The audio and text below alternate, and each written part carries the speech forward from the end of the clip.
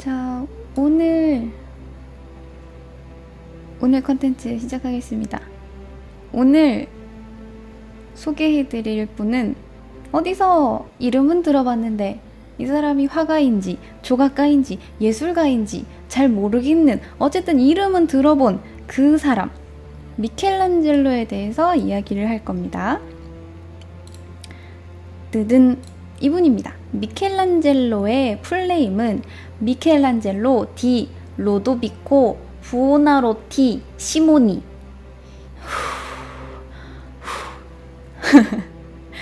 이탈리아 르네상스 시대를 대표하는 천재적인 조각가이자 건축가이자 화가이자 시인입니다. 레오나르도 다빈치와 라파엘로 산치오와 함께 르네상스 3대 거장이라고 불리는 사람이 바로 이 미켈란젤로입니다.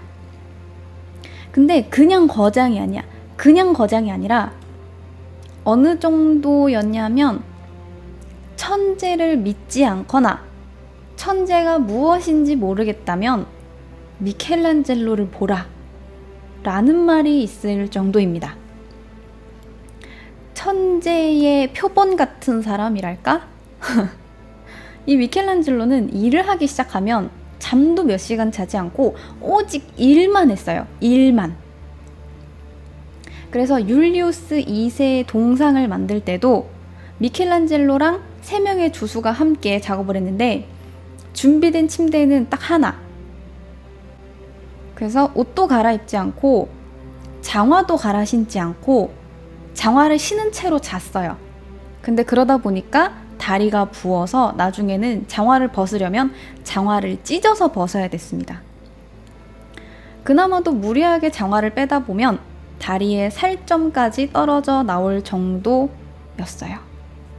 식사할 시간도 없이 작업에 몰두해서 멈추지도 않고 일만 한 결과 우리가 알고 있는 어마어마한 이런 작품들이 나온 겁니다.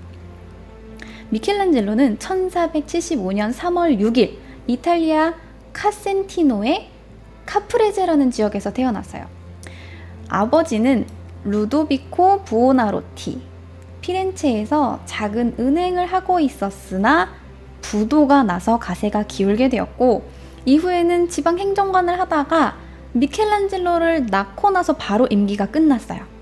그래서 피렌체 근처에 있던 세티냐노라는 지역에 있는 대리석 채석장에서 일을 하게 됩니다. 좀 안정적이 되나 싶었는데 미켈란젤로의 어머니가 미켈란젤로가 6살일 때 사망했고요. 이때 미켈란젤로는 아버지가 일하는 세티냐노로 이사를 가서 유모에게 맡겨지게 되었는데, 아까 말했듯이 세티냐노라는 지역은 대리석 채석장이 있는 곳이고요. 미켈란젤로의 유모 남편이 석공이었습니다. 감이 오죠? 뭔가 조각가, 석공, 뭔가 좀 감이 오죠? 대리석 채석장으로 이사를 간 미켈란젤로는 하루 종일 대리석을 만지는 아버지와 유모 남편을 보고 자라게 됐고, 자연스럽게 망치, 끌 이런 것들을 보고 관심을 가지면서 자라게 되었습니다. 그런데 미켈란젤로의 아버지는 똑 부러졌던 미켈란젤로가 공부를 해서 몰락한 집안을 좀 부흥시켜줬으면 좋겠는데 미켈란젤로는 이거에 별로 관심이 없어. 그래서 어찌어찌 문학학교에 보냈는데 문학학교에서 미켈란젤로는 대생만 했다고 합니다. 그런데 천재는 뭐가 달라도 다른지 이때 받았던 교육 때문인지 미켈란젤로는 평생 300여 편의 소네트, 시를 썼습니다. 그래서 그는 시인이기도 해요. 아무튼 문학교육을 받았던 미켈란젤로는 교회에 그려졌던 그림을 베끼면서 시간을 보냈고, 당시에는 예술가가 너무 가난한 직업이고 볼품없는 직업이라고 생각해서 아버지는 그걸 되게 싫어했어요. 그래서 아버지랑 삼촌이 매를 때려가면서 훈육을 했어. 너 그림 그리지 말라고, 너 내가 돈 들여가면서 문학학교에 보냈는데 뭐 하는 짓이야, 이러면서 훈육을 했으나 미켈란젤로의 고집을 꺾지는 못했습니다. 결국 미켈란젤로는 13살이 되던 해에 당시 피렌체의 뛰어난 화가 도메니코 기를란다요의 화실에 들어가서 수업을 받게 되는데, 당시 도메니코 기를란다요는 프레스코에서는 따를 자가 없을 정도다 라는 말이 있을 정도로 피렌체에서 가장 큰 공방을 가지고 있는 사람이었어요. 근데 낭종지추라고 하죠. 그의 재능은 스승의 눈에 또 띄게 됩니다. 그래서 나중에는 스승도 그의 재능을 질투할 정도가 되었다고 해요. 그렇게 1년 정도 더 그림을 배웠고, 그렇게 하지 말라고 때려가면서 가르치던 그 미켈란젤로의 아버지는 기를란다요한테 나중에 우리 아들이 이렇게나 그림을 잘 그리는데 뭐 작업 보내고 나면 작업비라도 줘야 되는 거 아니야? 라고 요구할 정도까지 되었어요. 그러나 미켈란젤로는 곧 그림보다는 조각이 조금 더 영웅적인 작업이라고 생각을 해서 전문적으로 조각을 배우기로 합니다. 그렇게 미켈란젤로는 로렌초 데 메디치가 설립한 조각학교에 입학을 하게 돼요. 참고로 이 로렌초 데 메디치는 메디치 가문의 전성기를 일군 인물인데요. 이 로렌초 데 메디치는 학교를 설립해서 예술, 문화 같은 걸 지원을 했는데 그 지원을 받은 사람이 누가 있느냐? 대표적으로 미켈란젤로, 레오나르도 다빈치, 산드로 보티첼리, 기타 등등. 어마어마하죠. 그래서 이런 후원으로 피렌체가 이탈리아의 르네상스 운동의 중심지가 되는 역할을 하기도 해요. 이렇게 유명한 로렌초 데 메디치의 눈에 띄어서 입학을 한 즉시 조각, 문학, 역사, 기타 등등 모든 분야에 대해서 공부를 하게 됩니다.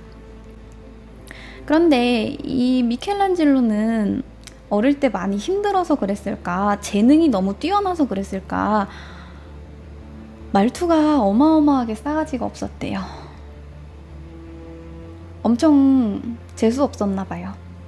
친구들한테도 입에 발린말 같은 걸 잘 못해서 왕따가 됐고, 그때 미켈란젤로를 싫어했던 피에르토라는 친구가 미켈란젤로의 코를 빡 하고 때렸고, 그때부터 미켈란젤로의 콧등이 뭉개져 버렸다고 합니다. 그래서 여기 보면 약간 좀 코 가운데가 약간 뭉개져 보이는 게 있죠. 그렇습니다. 좋게 생각하면 자기만의 세계에서 작업에 몰두할 수 있는 환경이 만들어진 거죠. 왕따니까요.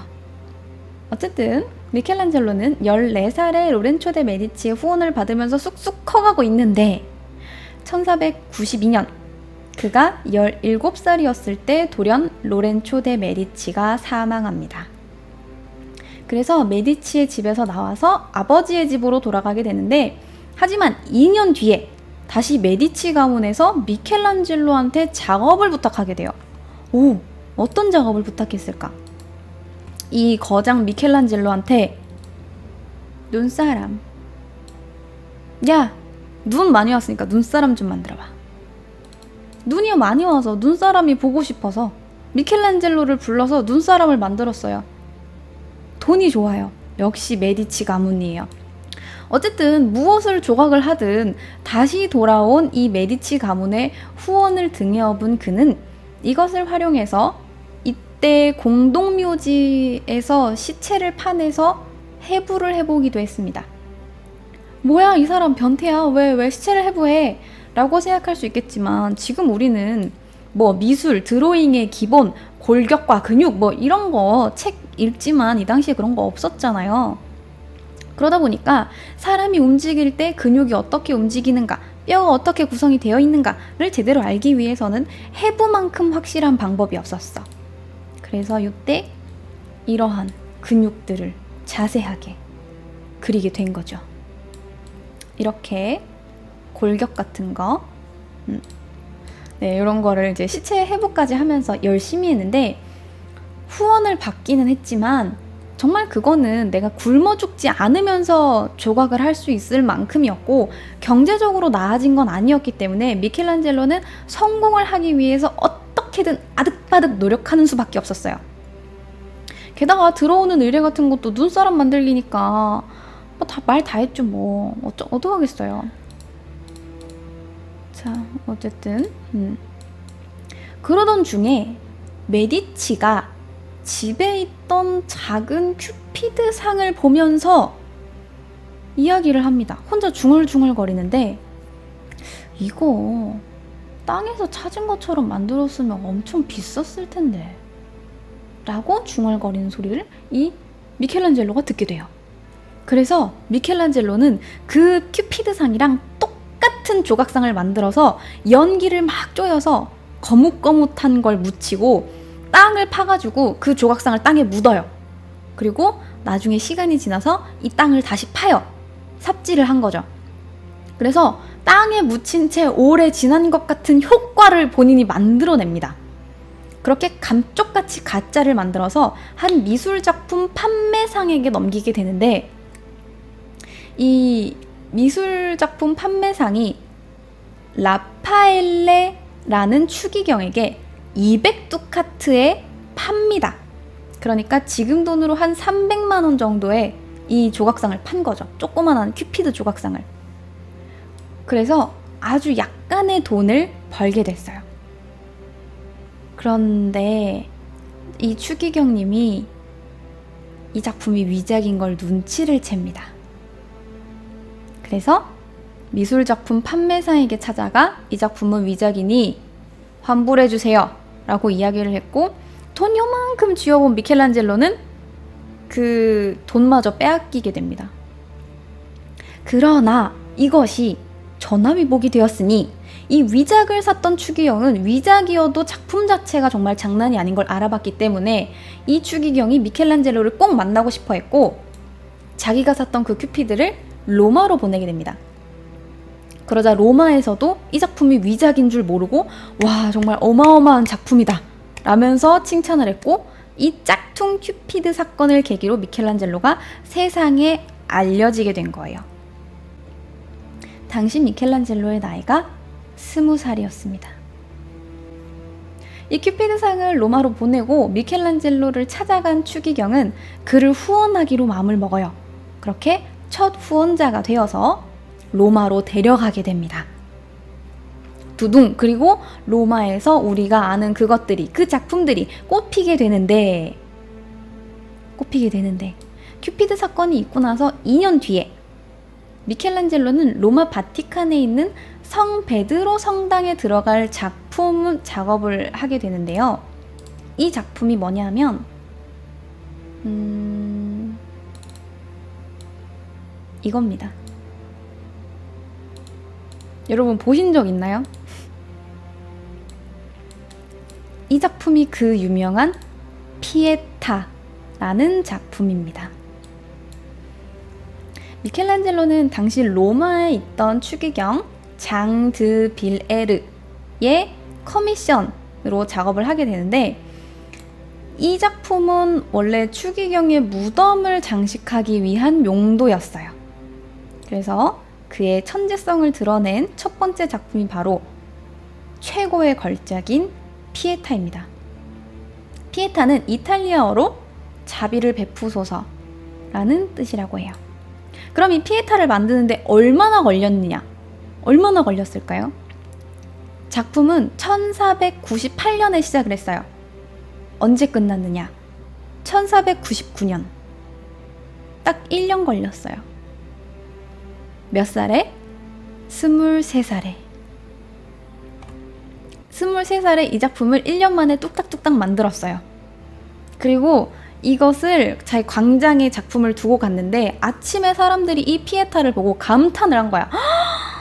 누가 만들었는지는 모르겠지만 정말 어마어마한 걸작이다. 와, 정말 대단하다.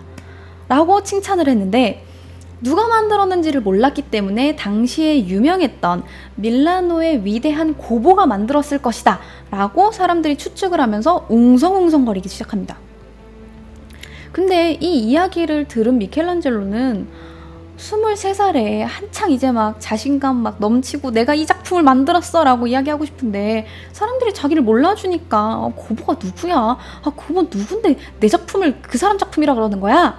라고 화가 났던 미켈란젤로는 밤에 아무도 없을 때 촛불을 이렇게 들고 가가지고 성모 마리아 가슴에다가 자기 이름을 박아 넣습니다. 보이십니까? 피렌체에 사는 미켈란젤로 부오나로티가 만들었음 이라고 적어놨어. 그런데 이름을 받고 집으로 돌아오는 길에 하늘을 딱 봤는데 하늘이 너무 아름다운 거야. 그래서 울었대요. 저 아름다운 하늘을 창조한 하나님도 자신의 이름을 박지 않았는데 고작 자신 따위가 성모 마리아 가슴에 이름을 박다니 라고 생각해서 그는 2번 다시 작품에 자기 이름을 박지 않았고요. 피에타는 미켈란젤로의 처음이자 마지막으로 서명이 새겨진 조각상이 되었습니다.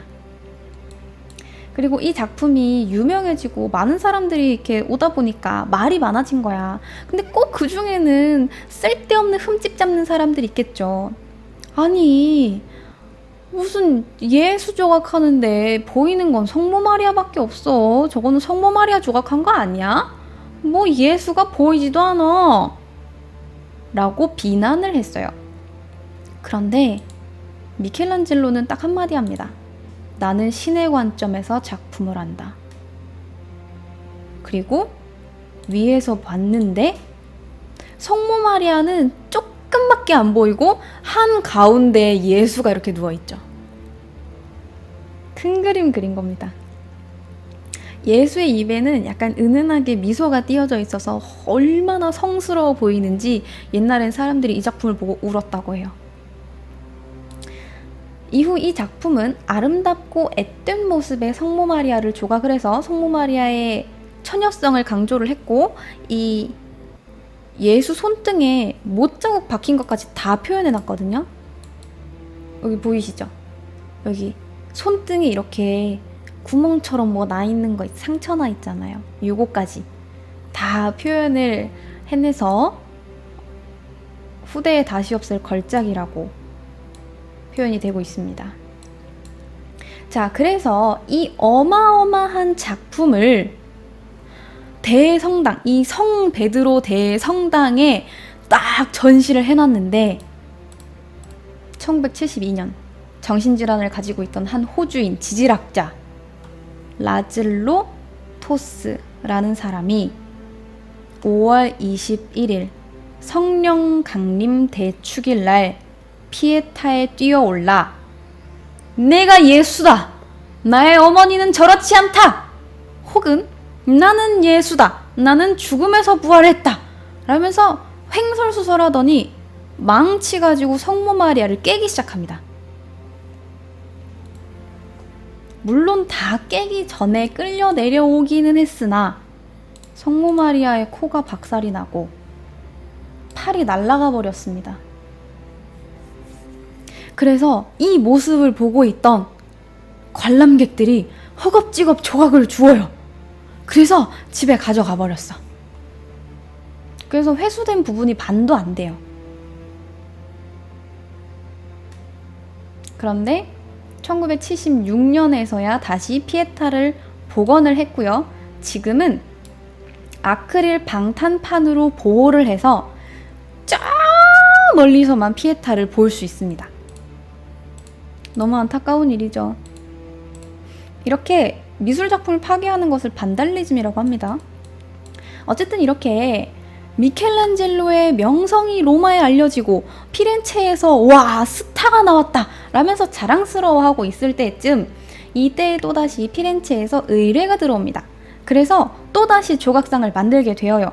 5m나 되는 어마어마하게 큰 조각상입니다. 이것이 무엇일까요? 이게 그 유명한 다비드상입니다. 누가 만들었는지는 몰라도 어디선가 조각상 비슷하다 하면 봤을 그것입니다. 자, 이 다비드상은 어떤 걸 조각했느냐? 다비드가 누군데? 알고 있는 분들이 그렇게 많지 않습니다. 다비드의 다른 말은 다윗입니다. 오, 다윗 들어봤는데 그 다윗과 골리앗 할 때 그 다윗? 맞아요. 그 다윗이에요. 구약 성경에 엄청나게 자세하게 나와 있는 에피소드 중 하나입니다. 짧게 설명을 좀 해드릴게요. 다윗에 대한 에피소드. 왜냐하면 이 다윗을 왜 만들었는지를 알아야 되거든. 자, 들어봐. listen. 약 3000년 전이에요. 알라 골짜기에서 이스라엘 왕국의 군대와 블레셋인 군대가 서로 대치를 하면서 전쟁을 하고 있었어요. 그런데 서로의 위치를 노출을 하지 않기 위해서 몇 주 동안 교착 상태에 빠져 있었습니다. 그런데 그때 블레셋인 군대에서 그들의 가장 위대한 전사와 호위단을 이스라엘 군대 쪽으로 보내요. 그 전사가 누구냐? 그 전사가 바로 골리앗입니다. 신장이 3m에 가깝고 당시 입고 있던 갑옷이 60kg 정도 됐다고 해요. 그가 창을 들고 있었는데 그 창이 7kg 됐다고 합니다. 어마어마합니다. 그 골리앗이 이스라엘 군대를 향해서 니놈들 중 하나를 나에게 보내라. 그 한 놈이 나와 싸워서 이기면 우리가 너희들의 종이 되겠다. 하지만 반대로 내가 이긴다면 너희가 우리의 종이 되어야 할 것이다. 그러니까 1대1 맞다이 뜨겠다고 얘기를 한 거예요. 자, 그렇게 이스라엘 군대를 이 골리앗이 모욕을 했는데 정작 이스라엘 군대에서는 이 어마어마한 3m나 되는 골리앗에 대치할 만한 장수가 없었단 말이에요. 그래서 수근수근 누가 나갈까? 라면서 이제 막 이렇게 쭈구리가 되고 있었는데 이때 우리의 주인공 다윗이 자신의 아버지가 세 형들에게 안부를 묻고 오라고 이야기를 했고 그 형들이 바로 그 이스라엘 군대에 있었어요.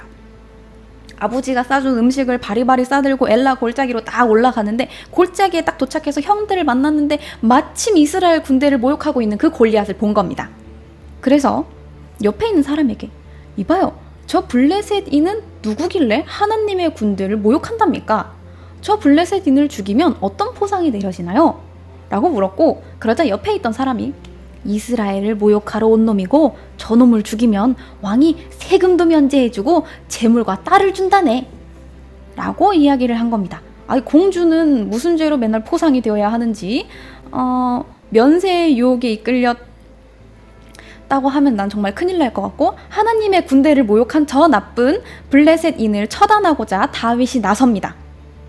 그리고 이것을 본 당시 왕이었던 사울이 다윗을 불러서 위아래로 이렇게 훑었는데 애가 뭐 조그만해가지고 힘도 못 쓰게 생긴 거야. 아무리 봐도 이건 아니거든. 그래서 나는 네가 저 블레셋인과 싸우는 것을 허락할 수 없다 라고 이야기했으나 다윗은 당당하게 이야기합니다. 왕이여 낙담하지 마소서. 제가 가서 저 블레셋인과 싸우겠나이다. 이 주의 종은 아버지의 양을 지킬 때 사자나 곰도 때려 죽였었습니다. 이처럼 여호와께서 저를 사자와 곰의 발톱에서 건져내셨으니 저 블레셋인의 손에서도 건져내시지 않겠습니까? 이 주의 종이 가서 하나님의 군대를 모욕한 저 짐승을 쳐 죽이겠나이다 라고 이야기를 한 거예요. 와우, 이 한마디에 혹한 사울은 곧 갑옷과 투구를 입혀주면서 여호와께서 너와 함께 하기를 원하시니 가거라 이렇게 이야기를 한 겁니다. 옷을 다 입혀줬는데 그런데 다윗은 갑자기 저는 평생 이런 것을 입어본 적도 없나이다. 이렇게 익숙하지 않은 것을 입고서는 저는 저 블레셋인이 있는 곳까지 갈 수도 없을 것입니다. 이렇게 이야기를 하고 원래 입고 있던 양치기 옷과 막대기를 들고 가던 도중에 짱돌 5개를 주워서 전장으로 향합니다. 느든 이 전쟁터에 도착한 다윗은 골리앗 앞에 딱 섰는데 골리앗이 보니까 이건 말도 안 되거든. 뭐 어디 조그마한 말라빠진 애가 와가지고 막대기 하나 떨렁 들고 있으니까 이게 뭔가 싶은 거죠. 그래서 서로 이제 스몰톡을 나눈 뒤에 흥분한 골리앗은 다윗에게 달려들게 됩니다. 그런데 이 다윗은 당황하지 않고 침착하게 물매를 꺼내들어서 돌을 끼워서 돌리기 시작합니다. 자, 물매가 무엇이냐? 물매는 이렇게 생겼어요. 그러니까 약간 새총 같은 개념이라고 해야 할까? 새총은 이렇게 빵 해서 놓잖아요. 근데 이 물매는 들고 붕붕붕붕 돌린 다음에 탁 쏘면 이게 돌이 딱 날아가는 그런 겁니다. 원래 짐승을 쫓는 데에 쓰이는 이 물매로 골리앗을 잡겠다는 얘기예요. 그렇게 달려드는 골리앗에게 조준을 해가지고 빡 맞히니까 순식간에 돌이 날아가서 골리앗의 이마에 빡 박히게 되고 골리앗은 넘어갑니다. 싸움을 지켜보던 양쪽 군대는 내가 지금 뭘 본 거지? 라면서 넋이 있었고, 그 사이에 다윗은 잽싸게 달려가서 골리앗의 칼을 빼앗아 그의 머리를 촥 하고 뱁니다. 뜨든. 이겼다. 이겼어. 이거는 미켈란젤로의 그림은 아닙니다. 하지만 다윗과 골리앗을 주제로 그린 그림이에요. 이후 다윗은 전장을 누비며 백전백승을 했고 이스라엘의 두 번째 왕으로 추대가 되어서 40년간 나라를 통치해서 성군으로 남았는데, 그의 자식이 바로 솔로몬입니다. 자, 그런데 이 이야기 여러분들 너무나 당연하게 신화라고 생각을 하겠죠. 하지만 또 다른 번역본을 보면 키가 사실 3m는 아니고 2m 10cm 정도였다고 합니다.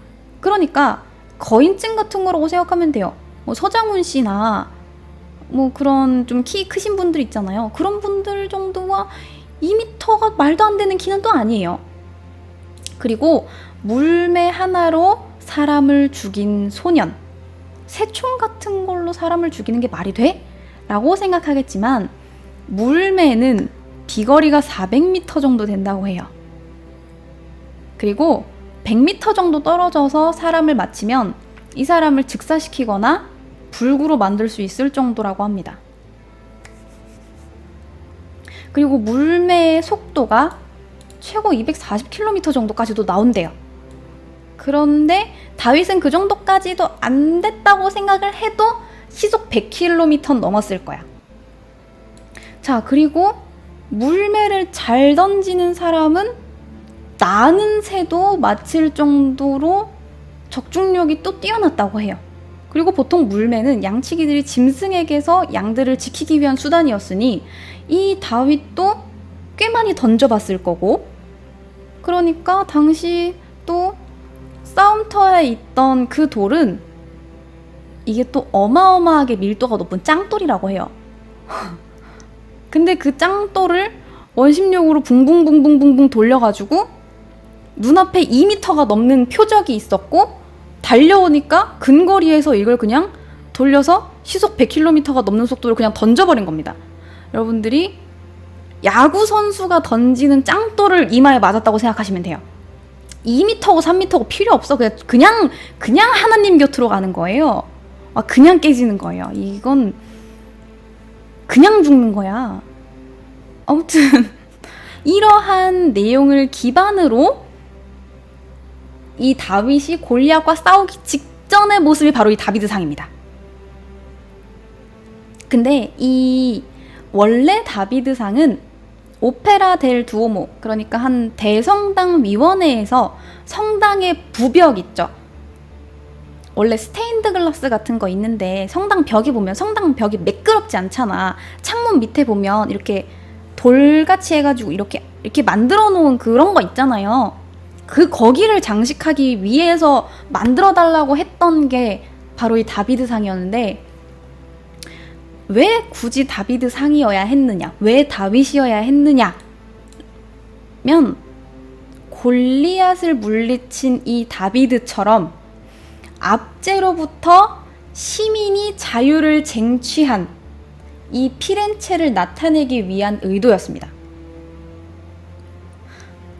그래서 처음에 이 미켈란젤로에게 주어졌던 대리석 덩어리는 1464년부터 다른 조각가들이 이 작품을 뭐 하려고 계속 시도를 했는데 이 대리석이 너무 애매한 거예요. 그래서 매번 작업이 중단됐던 대리석 덩어리였던 거예요. 그래서 계속 창고에 방치되어 있었단 말이야. 심지어 질도 별로 안 좋았대요. 그래서 맨 처음에는 초벌 작업까지 이미 되어 있었던 대리석 덩어리라서 양이 너무 애매했어. 그러다 보니까 이 다윗을 나타내는 뭔가 이 머리를 들고 있는, 이 골리앗의 머리를 들고 있거나 골리앗의 머리를 밟고 있는 다윗을 조각하고자 했는데 여유분이 너무 부족했던 거야. 그러다 보니 골리앗과 싸우기 직전에 그 늠름한 모습, 서 있는 그 모습을 조각하게 된 겁니다. 그렇게 이 다비드상을 3년에 거쳐서 완성을 했는데, 성당에서 이만한 걸작을 부벽 같은 데에 올려둘 수 없다 라고 이야기해서 위원회를 소집을 합니다. 그렇게 피렌체 시청 베키오 궁전 앞 광장에다가 설치를 하기로 결정을 해요. 이후 400년 동안 광장에 있었던 이 다비드는 훼손을 막기 위해서 나중에 아카데미아 미술관으로 옮긴 다음에 복제품을 설치를 했는데, 미술관에서 다비드 상만을 위한 전시실을 따로 만들 정도로 엄청나게 대우받았습니다. 자, 그리고 여러분들은 어딘가 한번 훑게 되는 그 부위에 나뭇잎이 걸려있는 걸 본 적 있을 거예요. 그렇죠. 이것처럼요. 그냥 맨몸을 드러낸 조각상이라기보다는 이렇게 나뭇잎 같은 걸로 가린 조각상을 본 적이 있을 거예요. 이 나뭇잎은 fig leaf입니다. 무화과 나뭇잎이에요. 원래 고대 그리스나 로마에서는 올림픽 때도 그랬고 원형 경기장에서도 그랬고 나체로 있었어요. 올림픽도 나체로 했어요. 그러니까 공공장소에서 나체로 있는 게 그렇게 크게 문제될 일은 아니었단 말이에요. 그러다 보니까 조각상들도 당연히 나체예요. 그런데 왜 언제부터 이런 나뭇잎들이 붙기 시작했을까? 최초의 기록은 교황 바오로 4세부터입니다. 성기가 악의 근원이라고 생각했던 교황과 교회들 때문에 바티칸에 있었던 모든 조각상에게 이 피글리프를 붙여버린 겁니다. 그러니까 무화과 나뭇잎을 다 붙여버렸어. 심지어는 훼손시켜버렸어요. 이렇게요. 이것은 바쿠스, 술의 신인데 신을 훼손해버렸어요. 자, 그리고 우리의 다비드상 역시 1857년에 영국 빅토리아 여왕 때 레플리카가 선물로 보내진 적이 있는데, 여왕이 다비드상을 딱 보고 5m에 달하는 이 다비드상을 딱 보고 어머나! 이렇게 된 거예요. 그래서 어서 저것을 가져가! 이렇게 해서 나뭇잎이 한번 걸렸었고, 이 나뭇잎은 탈부착 형식으로 되어서 지금은 나뭇잎이 떼어진 상태입니다. 무언가를 가리기 위한 나뭇잎은 무화과 나뭇잎이다라는 거 여러분 잊지 마세요. 자, 어쨌든요, 이렇게 다비드상을 만들고 난 미켈란젤로는 전설적인 조각가가 되어버렸습니다. 그리고 교황 율리우스 2세에 의해서 다시 로마로 불려가는데, 이 교황, 이 율리우스 2세, 일명 율리오 2세라고도 합니다. 이 교황이 미켈란젤로랑 약간 애증 관계예요. 둘 다 성격이 보통이 아니라서. 근데 이 율리우스 2세는 1505년에 성 베드로 성당을 증축을 하면서 자기 무덤을 만들어 달라고 미켈란젤로에게 이야기를 했어요. 무덤을 만들어 달라고 부탁을 했는데, 무덤과 함께 이 무덤을 꾸밀 조각상 40개를 부탁해요. 이런 식으로 엄청 멋있게 해가지고 40개 이렇게 딱. 그래서 이 40개 조각상을 위해서 대리석을 가져오는 데만 8개월이 걸렸대요. 어마어마한 작업이었던 거죠. 근데 조각 하나에 봐봐요. 생각해봐요. 아까 피에타 같은 경우도 1년 걸렸죠. 다비드상 같은 경우도 3년 걸렸죠. 보통 1년에서 3년 정도 걸린다 쳐도 계산해 하면 조각상 40개에 못해도 40년은 걸린단 말이에요. 까딱 잘못해서 오래 걸리면 막 엄청 오래 걸리는 거예요, 이거. 그래서 지인이 이걸 지적을 합니다. 너 이거 어떻게 하려고 그래? 너 엄청 오래 걸려. 40년이나 걸려. 어떻게 하려고 그래? 라고 이야기했는데, 미켈란젤로는 이렇게 대답했어요. 원형 탁자에 대리석 6개 올려놓고 돌려가면서 작업하면 1년이면 조각해. 한 7년 걸리겠다. 조각상 40개에 7년 걸린대요.